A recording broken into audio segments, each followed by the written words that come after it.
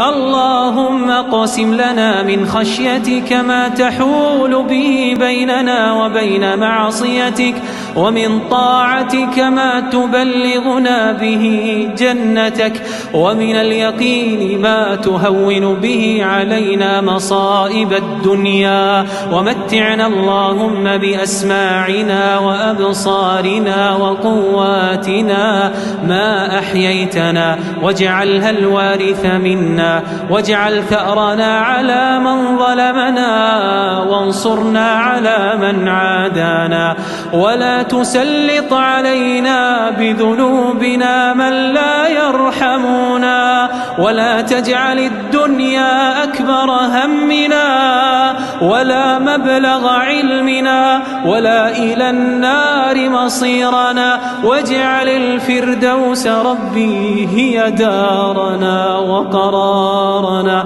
برحمتك يا أرحم الراحمين. اللهم أهل علينا شهر رمضان برضوانك،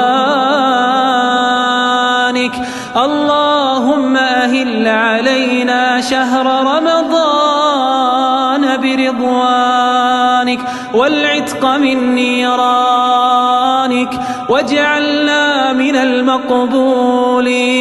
اللهم اعتق رقابنا من النار، اللهم اعتق رقابنا من النار، اللهم اعتق رقابنا من النار.